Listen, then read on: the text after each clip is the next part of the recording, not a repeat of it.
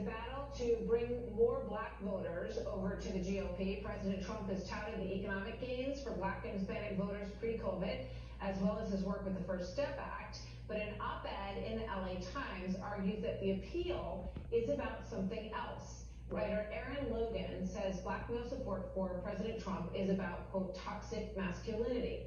She cites Georgia State Representative Vernon Jones, a Democrat who is a big Trump supporter now. The piece reads in part, Vernon Jones sees the continuance of Trump's fiscal policies as a way for black America to pursue financial uplift. He believes Trump's ability to, quote, swim against the grain, defying elites in both parties, is a sign of strength, just as black men have always had to be strong. But when Jones told me that Trump is a strong man and a man's man, I felt erased as a black woman, she writes. These traits can quickly devolve into toxic masculinity. So Vernon Jones, the aforementioned, joins me now. He's a Democratic Georgia State Representative and a Trump campaign surrogate. And Richard Fowler, Senior Fellow at the New Leaders Council and a Fox News contributor. Gentlemen, thank you very much for being here tonight. So Vernon, how did you take what she wrote about you there? What's your takeaway? Well, I take it this way. First of all, when men are attracted to women voters, there's no issue about women femininity. It's women supporting women. So why can't men support men? Why can't things in men appeal to men like things in women appeal to women? But if that reporter had not been thinking as a female and just wrote the story, it would not have been an issue. But she is a female, she took it personal, but she doesn't take it personal if she talked to a female who support Kamala Harris. And so if she had written it just as, okay, this is how they feel, this is its information, it would have been fine. And that's the problem. And yes, Donald Trump appeals to African-American men. Why? Because Joe Biden destroyed an entire generation of black men through mass incarceration, stripping from their mothers, their fathers, their wives, their sisters, and their brothers. And many black men died in jail because of those long sentences where they never got a chance to reunite with their family. We don't even talk about them. And look how many through the President's First Step Act that he's released from jail because of what Joe Biden did. So black men, yes, we've had a hard time. We've had a challenge. Matter of fact, it was Hillary Clinton that called us super predators. But Joe Biden also called us predators and said what? That we're a danger to his mother and her neighborhood. So let's be clear about this. Black men see Trump has actually done something for black men that nobody else ever has in recent time as president. All right. Let me get Richard's reaction here to that piece and to what Vernon just had to say. Richard?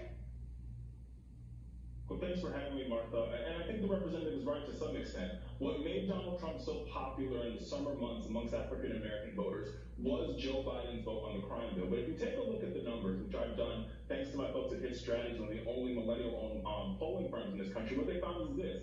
Voters who have already voted, 91% of them have voted for Joe Biden, and only 4% have voted for Donald Trump. And the reason being is because in the home stretch, because of peer-to-peer communication, peer-to-peer persuasion, black men having conversations with black men, they've been able to move many of these once Trump-supporting black men to go and vote for Joe Biden. I think the other impact that we've actually seen is also the Barack Obama effect. In the last 2 weeks, Barack Obama said the campaign trail was a direct target on African-American men, and it seems to be working pretty effectively because the numbers also show that black men, thanks to Barack Obama and thanks to some of the work of the Biden campaign, seem to be moving to the left, and they're showing that with their votes. And don't get me wrong, I do think we have to have a conversation about the impact 994 crime bill has had on black communities, but I think people are also looking at the impact that Donald Trump and his rhetoric has had on black communities, and they view that as more impactful in their vote than they do the 994 crime bill vote. All right, I just want to mention that Barack Obama and Joe Biden are going to join forces on the campaign trail on Saturday.